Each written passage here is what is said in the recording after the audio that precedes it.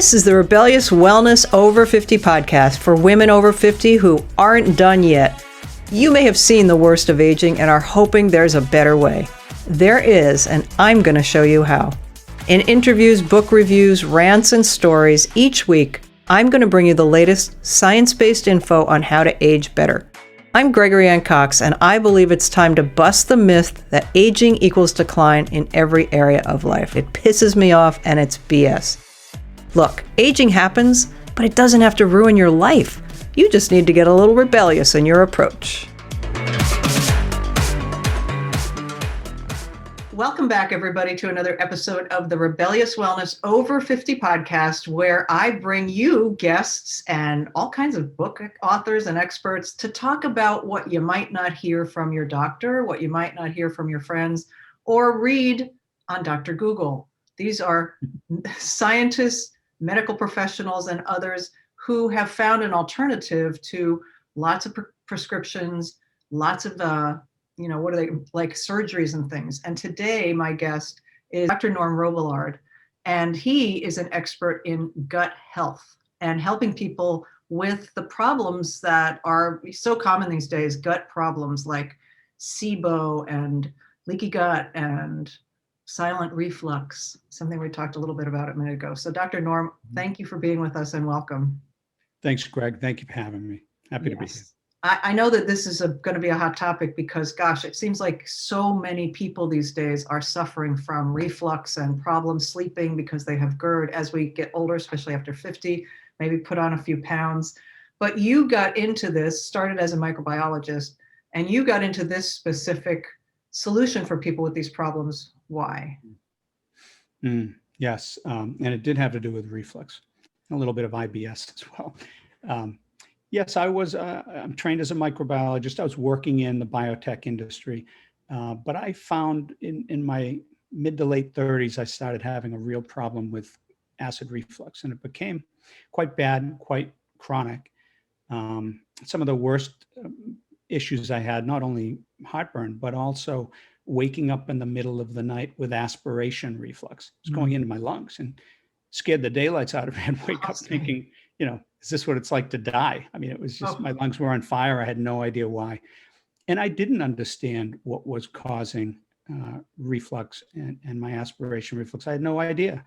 I had never been on a diet. I was just, working, doing my job, eating whatever I wanted. So it involved a lot of, pasta and vegetables and meats. I was an omnivore. But it was only when I ended up going on a low carbohydrate diet, one of my sons told me I could lose a few pounds if I went low carb and got a treadmill. So I thought, okay, I probably should.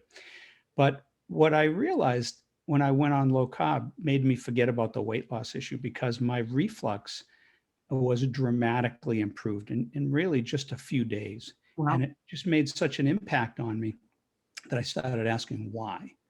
I started reading about what is known about reflux, what causes it. And I read about things like the lower esophageal sphincter muscles on top of the stomach. They're not closing right, they're too loose, they're relaxing. Everything seemed to have to do with this sphincter muscle. And I thought, how do carbohydrates play into this? Because here I am removing a lot of them from my diet and feeling so much better.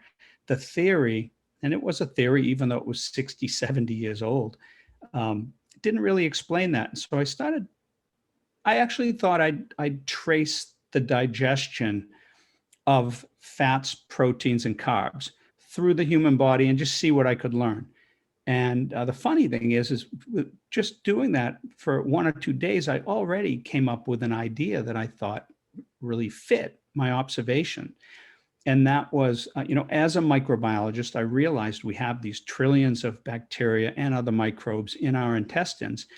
And I just thought, I know bacteria ferment carbohydrates very efficiently for fuel. And I know that most of these strains produce a lot of gas, things like hydrogen, methane, and so forth. And I thought, perhaps I'm just eating more carbohydrates than my body is capable of efficiently digesting. My 39-year-old body is not digesting all of these carbs I'm putting down my throat. and I'm suffering from carbohydrate malabsorption. And I've got overgrowths or blooms of these bacteria, not necessarily bad or pathogenic bacteria, but bacteria that are normally in my intestines overgrowing. And when they produce all this gas, it creates gas pressure. And that pressure is building up parts of my intestine, translating into the stomach. It's well known that people with GERD have more intragastric pressure in their stomach. And it's pushing on this sphincter, and it's actually driving acid reflux. And so it's a pretty simple idea. But once I latched onto that, I was like, this could be something. And so I took a little time to try to destroy my own theory to be on the safe side. Maybe I had something wrong. But the more I researched this issue, it seemed like there was a lot of evidence for this way of looking at it. And so, of course, I had to write a book, even though I'd never written one before. And I was working at Amgen, the biotech company down in Southern California. So I was up late at night after work writing it. So the book is Heartburn Cured. It's filled with typos. It's out of print. But it gets the job done. I needed to get this off my chest and get this theory out there. And so I spent, many years after that. Really, it drove me to make a change out of the business I was in and into digestive health. And so I followed that up with some refined approaches. A refined approach that I cover in the books Fast Tract Digestion. There's an IBS version and a heartburn or a reflux version. And we developed a mobile app. But it's based on restricting certain types of carbs that are hardest to digest and most likely to be fermented. So it's a little more of a finessed approach, and it also has a couple of other parts to it. One is focusing on, not only on limiting these certain types of carbohydrates with these so-called FP points, a calculation I developed, but also really looking deeply for underlying causes. So there's a chapter in the book on underlying causes that can contribute to this issue. And of course, in my consulting practice at digestivehealthinstitute.org, I also use these fundamental ideas, limiting these 5 types of carbs, working on underlying causes, and there's a whole behavioral and practices realm to this that are kind of pro-digestion or pro-absorption. Because when you digest carbohydrates better, more of them will enter your bloodstream. Don't consume too many, you might get diabetes, but fewer of them will feed these blooms of gas-producing bacteria. So and for the last 17 years, I've really been focusing on these 3 parts. And you said that other factors can contribute to this besides food. Just give us a quick summary. What other kinds of factors? Sure. Well, so what this idea evolved into was, first, I really thought perhaps this overgrowth is SIBO, small intestinal bacterial overgrowth. It's an overgrowth of bacteria in your small intestine. And I do think that SIBO is a factor in many of these cases. In fact, we're in our second clinical study with the Fast Tract Diet. And one of the components is we are doing breath testing to specifically answer the SIBO question. But it's not the only form of dysbiosis. A couple of really key papers in 2014 and 15 indicated that people with IBS, which is closely related to GERD or acid reflux, have an overgrowth of bacteria in the early part of the large intestine. So that could be a factor, and the 2 might be connected together. And we now know there's overgrowths of fungi in some people. They call it SIFO, small intestinal fungal overgrowth. There's overgrowth of these archaea organisms that produce methane in the gut. And so that's called 𝐖𝐢𝐿. And that's now, well recognized as a problem. But so what causes these imbalances or these overgrowths, right? That's really your question. And there are a lot of things that can feed into this. Motility is a big one. You need to keep things moving through your digestive tract. And anytime that's not, whether it's from, surgical adhesions or kinks in your intestines that slow things down, or scarring from something like scleroderma, Diabetes can impact the vagus nerve and cause some motility issues. Gastrointestinal infections are notorious for kind of an autoimmune reaction that slows down motility. So all of those motility issues. Stomach acid is a big one. You need it for digestion. You need it to absorb key nutrients and minerals. You need it to prevent pathogens from getting past your stomach, from your diet or environment into your intestines. You need it to protect your lungs and your upper throat and sinuses and so forth from bacteria from your own gut. And so this acid really has this kind of two-way block that's important. And it turns out that hypochlorhydria or low stomach acid is a problem for a number of people, but not everybody. So in my consultation program, one of the first things I do on day one is go through an assessment of the risk factors just for low stomach acid to see if someone needs to be tested or they're at low risk. Forget about it for now. That's the way I work through all of these things. So there's many more of these types of factors. There's probably 25 or 30 things that can promote these types of dysbiosis. And it's important to try to work through those systematically to try to rule as many out as you can if you're working with somebody. So you're focused on the things that really matter. The immune response is another one, your own immunity. Do you have enough of this secreted immunoglobulin A in your gut? Are you in an inflammatory state, right? There's a molecule called calprotectin.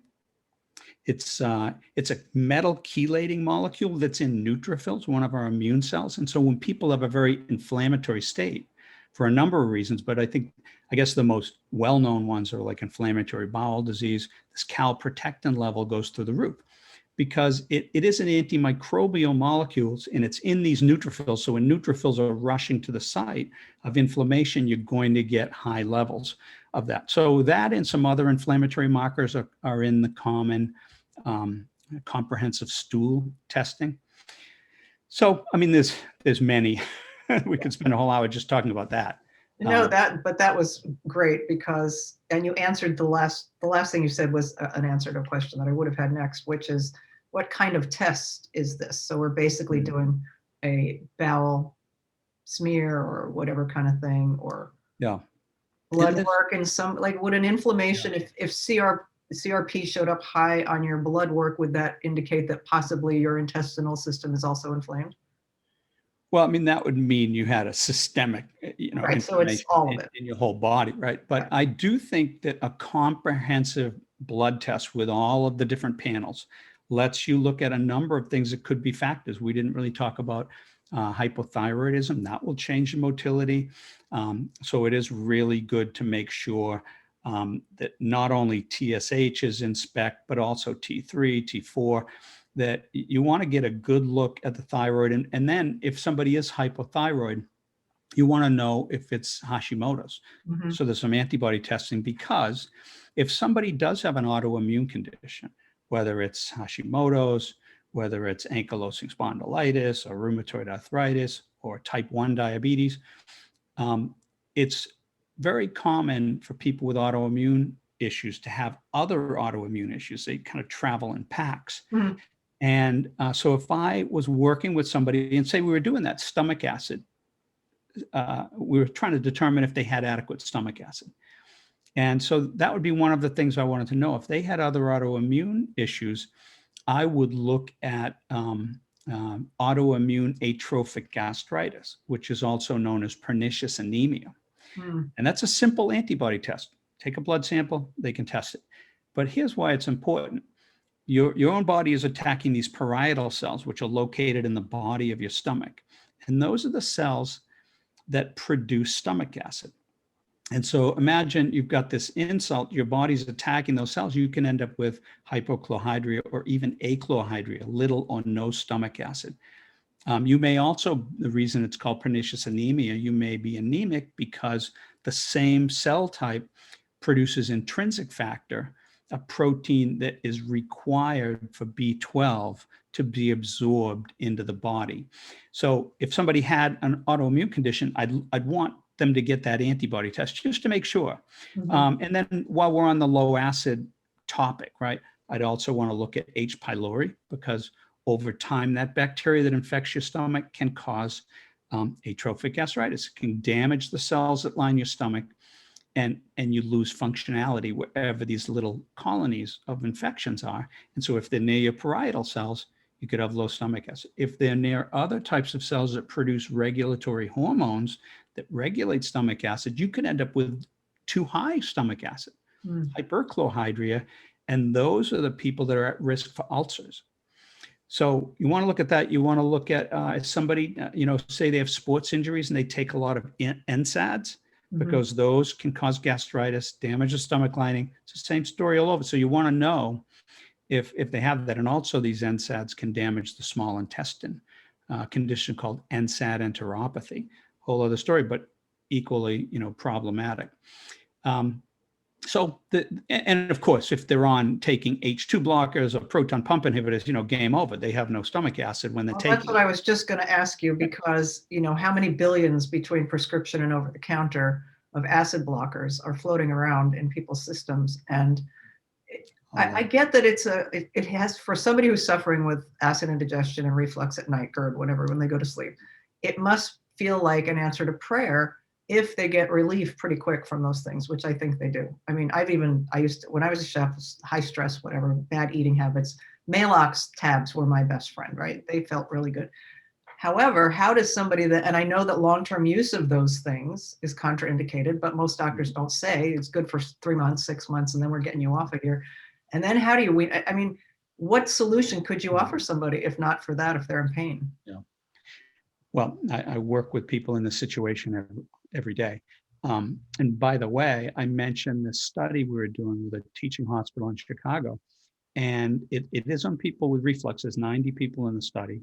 It's about halfway enrolled right now. But they aren't just people with reflux that want to try the diet and see if they get better. They actually have to go off. They have to be willing to go off the proton pump inhibitor and try diet as an alternative.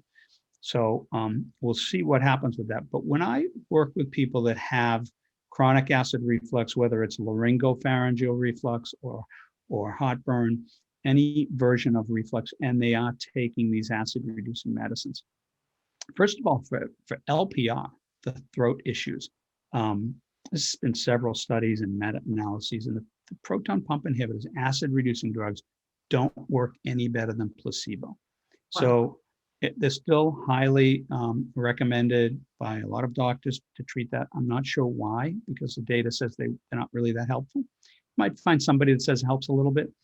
But for heartburn, absolutely, half of the people that take these drugs for heartburn-related issues find symptomatic relief. Half don't. But even the ones that do, you don't want to be on these for a very long time. For a couple of weeks or a month, probably not a big deal. But the list of long-term health consequences, side effects too, but long-term health consequences, significant long-term health consequences is just grows all the time. Every year, there's a few new papers that come out, whether it's heart problems or kidney damage or an increased risk of pneumonia. Another big one is an increased risk of Clostridium difficile infection, which tends to come back more often and is more difficult to treat. Because imagine, these PPIs, they're getting rid of the stomach acid, which is one of your control mechanisms for these bacterial populations. And so they change. And there's been studies, they can show the microbiome changes when people are on these medicines.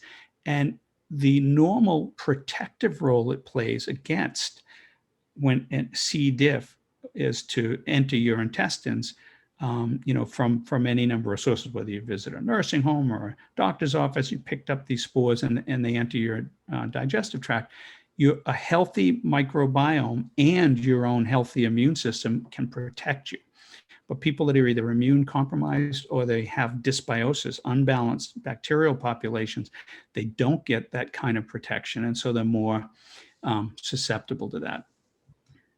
While we're on the subject of medication, prescription medication, let's talk about antibiotics. Friend or foe, I get it when you need them because you have a bacteria raging through your system, you need to shut it down, right? But frequency and long-term use, talk about that, and a healthy gut. Yeah. And not only am I somebody that's had to take them from time to time, I had Lyme disease a few years ago, a bad case, collapsed. You too. I didn't Collapsed on the collapse, but it was couch, long term. collapsed on the couch and found the tick right in the middle of my back where I couldn't reach it. Mm. Had been hiking in New Hampshire 4 days earlier, so it was really clear cut. Identified it and had to go and get some doxycycline, which was horrible on my gut, but I didn't want Lyme disease either. I spent a good part of my career working on antibiotics and antibiotic resistance. I studied it when I was a postdoc at Tufts. I was looking at the transfer of resistance genes for clindamycin, an antibiotic, between intestinal bacteria. So in this case, Bacteroides fragilis and E. coli. We were kind of interested in how these genes spread around. And we published that work. And then I went to, from academics, I joined Bayer Pharmaceuticals, and I worked for many years on antibiotic resistance and also antibiotic development. I worked on the development of ciprofloxacin. So it's an antibiotic that's saved a lot of lives, but it also has side effects, like they all do. And not only some possible health effects, Achilles tendon issues and so forth, other things, but these antibiotics do wreak havoc on the gut microbiota. They will reduce the diversity. They're not just going in there and killing the bad strains or the ones that you don't like or the ones causing you symptoms. They're killing a wide variety of them, and that variety that they kill or inhibit, some antibiotics are static, they just stop their growth, and some are cytal, they kill. But they have, every antibiotic has a certain dose range and pharmacokinetics, how well it will reach different tissues and all of this kind of stuff. And some antibiotics stay in the gut. They also have a spectrum. Which types of bacteria or other microbes do they kill or inhibit? And so a lot of the antibiotics these days are broad spectrum. And it's great because even when you don't know what the infection is caused by or you didn't culture it, you might kill it with 1 or 2 of these broad spectrum antibiotics. The downside is they will kill an even wider range of microbes in the gut. And so there's been studies on that, and it shows that there is some level of dysbiosis after antibiotics. Functionally, it tends to recover in the following months because other bacteria kind of fill in the spot with whatever the role of that particular microbe was, whether it's helping to break down certain fibers or sugars. But it's less diverse, and so it's going to be less dynamic and less robust for all aspects of health, including how well they help break down the foods that we don't digest, complex carbohydrates and other things that enter our gut, how well they help regulate bile levels. Bacteria and the liver work together to regulate bile levels. It's some really complex but interesting science. They are involved in crosstalk with our immune system and many, many other things. So all of those things will be impacted. So what I say, what I write in my books and my blogs, when I work with people, there will be times when you need to take an antibiotic, but try to make that as less often as possible. And I do believe that myself. I had a cuticle infection a few years ago. It was a terrible little infection. It was very swollen and very sore, even brushing by a fabric, which is very painful. And I knew I had to do something. But I knew the more dangerous type of infection in your finger is when it's on the pad, not the cuticle. And so I decided that I was not going to take antibiotics for that. I think some people might have. It didn't look good. Yeah. So I started soaking it in salts every night, soften it up. And then one night I just got up my courage. I'm no surgeon, but I got a scalpel out and I lanced it. And then I kept, cleaning it and soaking it and keeping like bacitracin on it. And it went away. And I just, I was proud of myself for not buckling and going on an antibiotic, but it does take a little more effort to go the holistic route for things. But I do feel that strongly about avoiding antibiotics unless you absolutely need to be on them. And yogurt doesn't sound like it's up to the task of really replenishing all that evil that has just been reaped by those drugs. What do you say about taking yogurt? Yeah. Well, and with yogurt and a little bit of yogurt, I recommend people with functional GI issues, IBS, GERD, and so forth, limit the amount of kind of all of these sugars and carbs. So I would recommend they might try a plain yogurt sweetened with like a non-carbohydrate sweetener. Now, do you consider sugar alcohols non-carbohydrate sweeteners? Sugar alcohols, they're not technically a carbohydrate, but they're very closely related. And they're related in an important way in that just like carbohydrates, they're very fermentable by bacteria. And they're difficult for humans to digest and absorb. So that's why if you go on the FDA website and put in, sorbitol or some of these sugar alcohols, you'll see the warnings on the FDA website that will say these will cause, gas, bloating, diarrhea. If you have too much of them, you're going to be really careful. So in the Fast Tract Diet approach, we do limit sugar alcohols with one exception. Erythritol is a unique sugar alcohol that's not metabolized by the human body. It's not metabolized by microbes. And so, and it's a natural sweetener. It's produced by fungi. So that's one of the ones I use. I use a blend of erythritol and monk fruit, which I think is a very good one. Like anything, there will be some outliers, some people that say, well, if I use too much of that erythritol, I get nauseous. And there's been studies where they've shown, and there are a couple of people who report a couple of symptoms here or there, but these things are so much better than sugar. I guess that's my answer. Yeah. Sucrose and fructose. And I forget why we were talking about that, but that's the deal on sugar. I was just asking if yogurt was up to the challenge of all those things. Right. And yogurt. So, and also about yogurt, I guess while we're on the topic, is they're made with a handful of lactic acid bacterial strains. So are they gut healthy? Probably, if you have a half a cup and it's not loaded with a bunch of sugar, probably okay, probably good.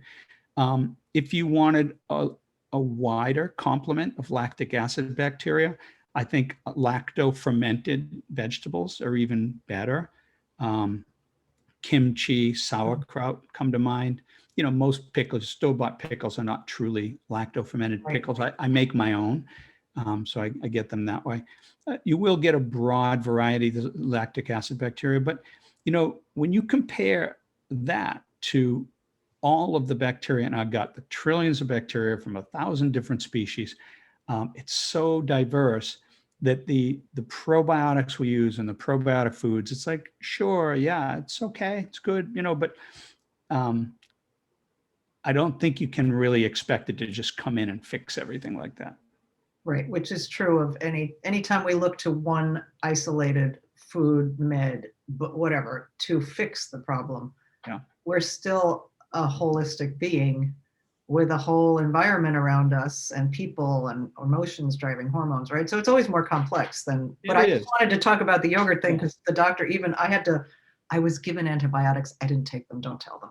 Because I got an infection at a wound, a site where they did a little suture thing. And I just had this feeling it wasn't that bad, right? 3 days, no fever, I was like, all right. But the doctor, dutifully said, now, do you eat yogurt? Make sure you have I was like, yeah, I got you. I'm good. Take care of this, But anyway, and I didn't want to not take it, but I didn't want to take it. So it all worked out fine. I wouldn't suggest if somebody has good luck with something or it's their favorite thing, I try to support that whenever I can. Yeah. It'll do no harm. Yeah. Go ahead. And unless yogurt is not agreeing with your stomach, I think it can be a healthy food, especially non-sweetened. I like to sweeten mine with berries and coconut flakes and things like that. And it works out fine. A little cinnamon is good. And I'd agree. And I do that once in a while. I especially like a Greek yogurt with herbs, for like kebabs, kind of maybe the half Greek person. A couple of cucumbers in there stirred in. I like cucumbers. Yeah. So, I like it too. And here's something that is really positive about fermented foods, whether it's fermented dairy or fermented vegetables, and there's some fermented meats too. We can talk about those later. But the bacteria, these lactic acid bacteria, are breaking down sugars in these foods. And so what you get on the other end is a well-preserved, lower carb food. Mm. So I'm all about watching the level of carbohydrates in our diet. And so that's a good way to do that. So for that reason alone, of course, when you go to the yogurt aisle, 90% of them are going to have berries and sugar, and they're, it's a sugar treat. And chocolate chips and crunchy flakes and Yeah, gotten crazy.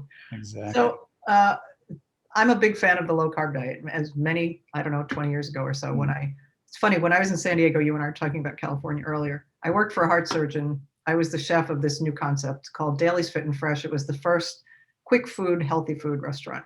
But Dr. Daly was at the time a proponent of low fat, high carb. So all the recipes couldn't have more than 12 or 15% fat, which is hard when you're doing fast food, even, grilled chicken meat, whatever. And hard to make them taste good too. Thank you. Yes, it was a challenge, but I learned a lot. I had a great experience. And his point was, and the point is still the same, but the dietary recommendations have changed, was as a heart surgeon, he said 60% of the patients I see and operate on don't have to be on this table.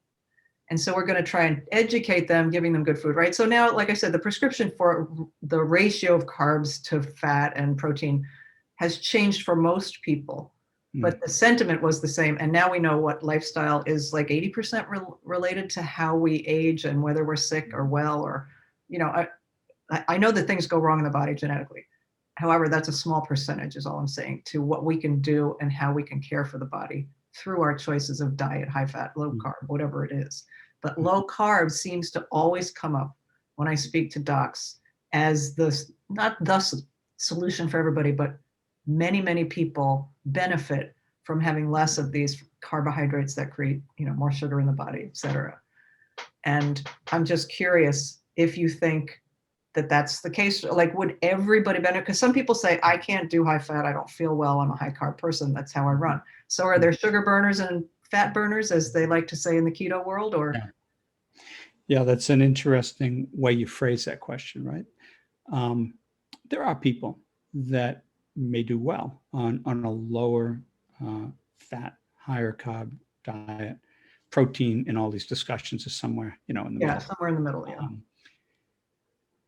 And it may depend on where their genes evolved, right? People closer to the equator consume a diet of more carbohydrates than people that get further away, and all the way up to the Inuit and northern Canada will eat fewer and fewer carbohydrates because they're not available, at least back in ancestral days.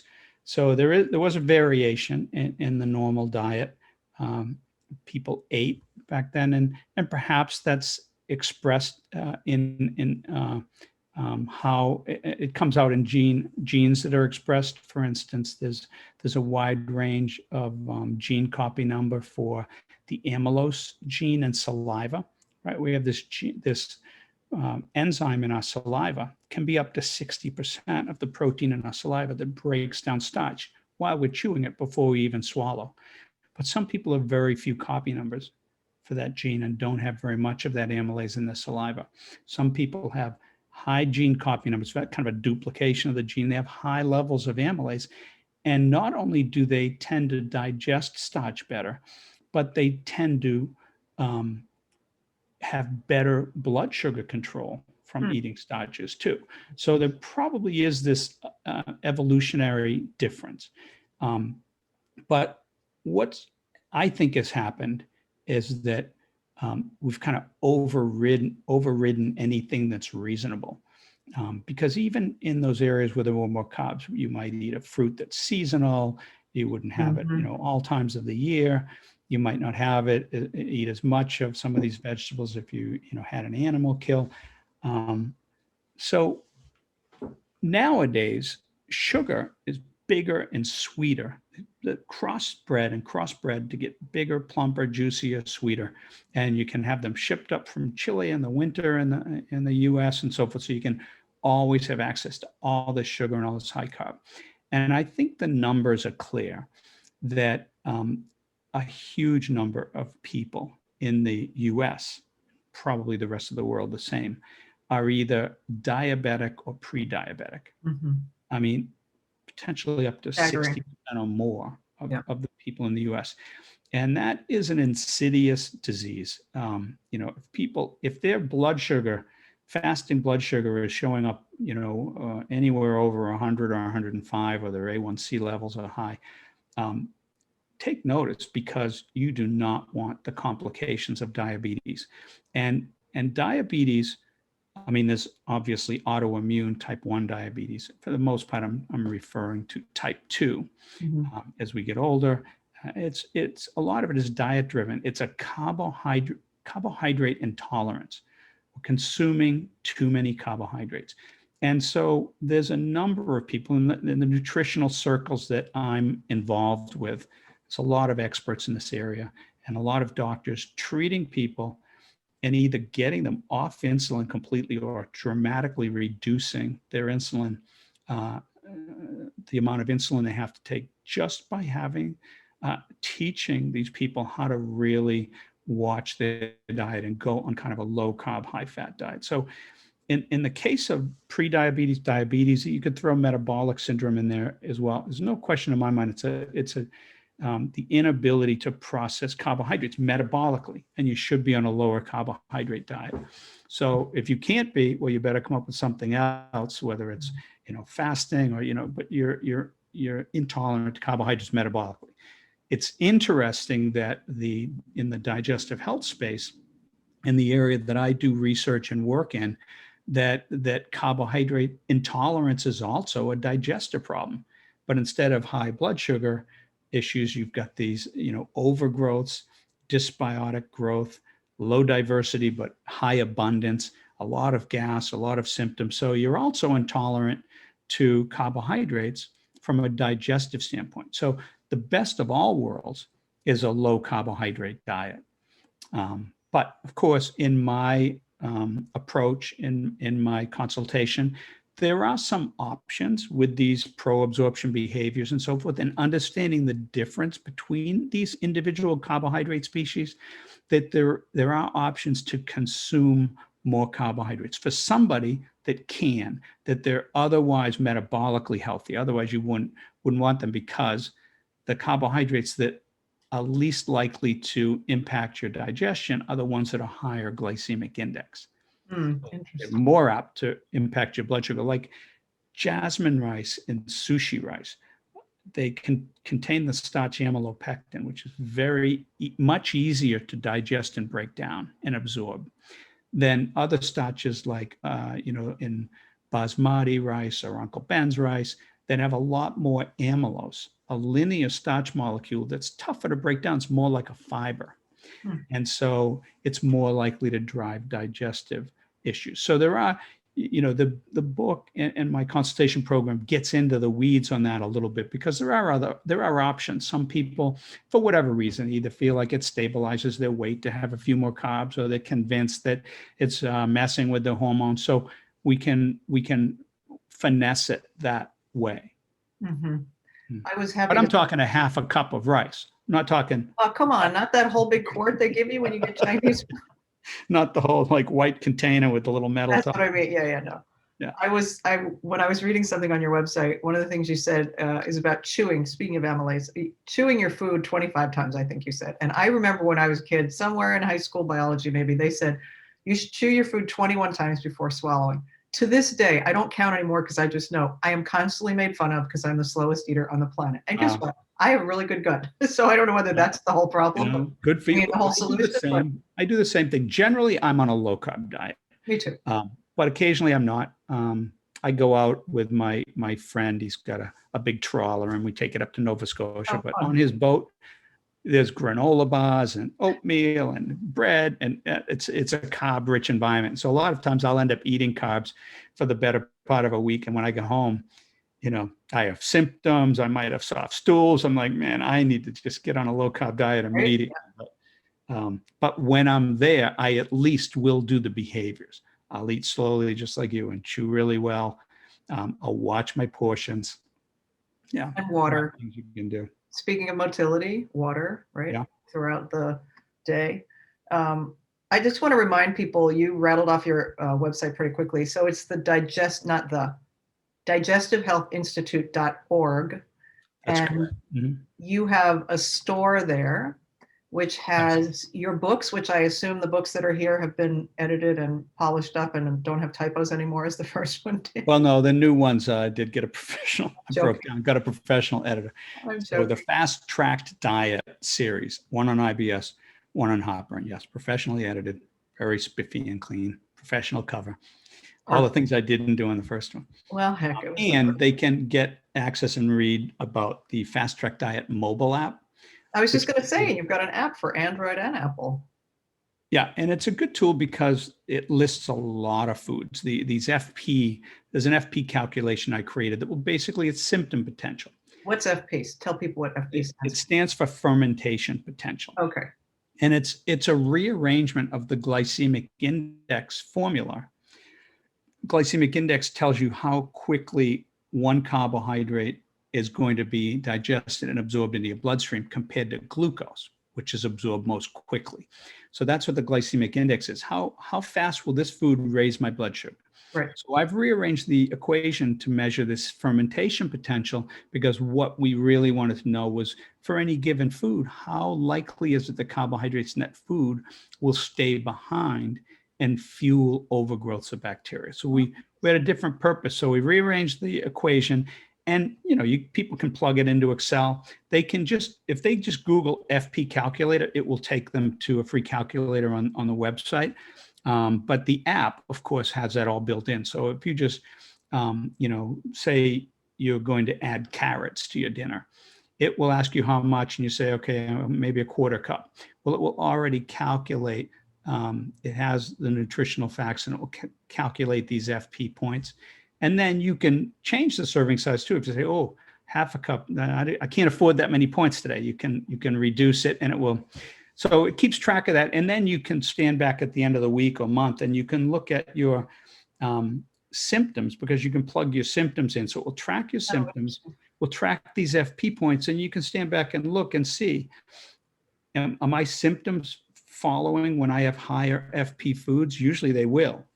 But if they don't, maybe something else is going on. So you can see both the points and your symptoms being tracked together. And you can use it for shopping lists and making meals and all of that. And it has these 1,100 or so foods to pick from in all these tables of dairy, vegetables, meat and seafood, sweets, condiment, the whole 9 yards. So you can wine. Of course it has wine. Yeah. Oh, thank God.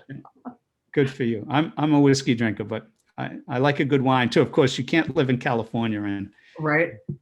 Yeah, definitely. So somebody could, listening to this to this interview, somebody could say, I really need what that doctor offers. They can have an appointment with you. Yes. Virtual. Oh, absolutely. Yes. I'm a consulting microbiologist, right? I'm not a licensed physician. I'm a consulting microbiologist, but people can make an appointment with me. And I typically, you can make a 1 hour appointment with me, pick my brain, and then I'll write a report afterwards. But I typically recommend people book a couple of sessions, because that gives us a chance to have one deep dive for at least an hour on the front end. Mm-hmm. And then afterwards, I'll spend a few hours with that information, and I'll generate a report. I'll also send people, if they have another session, a diet and symptoms log. And I ask people to keep that log for 2 weeks prior to the second session. And if possible, send it to me the night before the second session. That makes sense. Because I will really spend some time on what are they eating? What symptoms are they having? When are they having those symptoms? Because not all foods and types of carbohydrates are fermented at the same rate. Mm-hmm. And everybody's microbiota is different. And so you can have digestive symptoms and say, oh man, I just need to stop, eating that yogurt. When really it might not have been that half cup of yogurt, but it might have been the pizza you had the night before. Mm. Because with a lot of these tough fibers, it can really take a long time before you consume it. before your bacteria working collaboratively, all of these types of microbes, they specialize in breaking different bonds in these complex fibers. There are many, many different types of bonds. Work collaboratively to start breaking this down and fermenting it and cross-feeding other bacteria.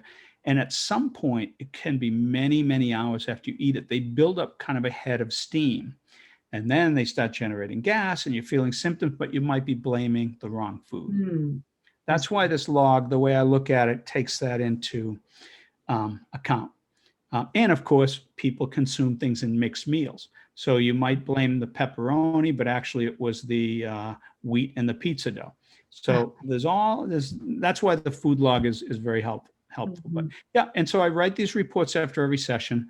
And people can look at it. They can make dietary changes. They might try an over-the-counter supplement. I won't and can't recommend any prescription medicines, but they can also take these reports and share them with their doctor. Yeah, and I think, excuse me, that's the really valuable part of this kind of situation for people that want to keep with their doctor, right? They're happy with their family physician or internist, but they feel like they're not getting the answers that they need, and they don't want to have a surgery or an endoscopy or. Yeah, I mean, it's something you couldn't do in that format because it's not a 15-minute visit. It's a deep dive, and in one of these programs, there's many hours go into really understanding what's happening and what to do about it. And some of these conditions are challenging. There can be multiple conditions and multiple things to keep in mind. So, and I'll take on some unusual cases occasionally. I worked with somebody that had pouchitis. So she had inflammatory bowel disease, ulcerative colitis, and had her colon removed, but ended up with pouchitis. Very challenging situation where, half of the people that have this pouch made from the ileum, part of the small intestine, they get this very inflammatory situation. So in certain unique cases, if I take on a case, I've agreed that it's going to be kind of a research project. So I'll do those occasionally too, not all the time. Okay, all of you one-off specialty cases, Dr. Norm is your man. Well, this has been so fascinating. We could spend another couple of hours going on rabbit holes that are still left to be undiscovered. So maybe we'll have you back at the end of the year after maybe the beginning of the year after people have indulged too much and everybody has heartburn and acid indigestion. Okay, people, don't be shy if you are suffering with any of these kinds of heartburn, acid reflux, irritable bowel, small intestinal SIBO. At least stop by Dr. Norm's website and check out his books. He's got lots of free resources, including recipes. So for people who say, well, I know that I should be eating more or less of this, but I don't know how to cook it or I don't know what to do with it, he's got some recipes there too. Thank you very much. I appreciate your time. My pleasure, Greg. Thanks for having me. You are welcome. Peeps, I'll be back next week. Be well. Till then.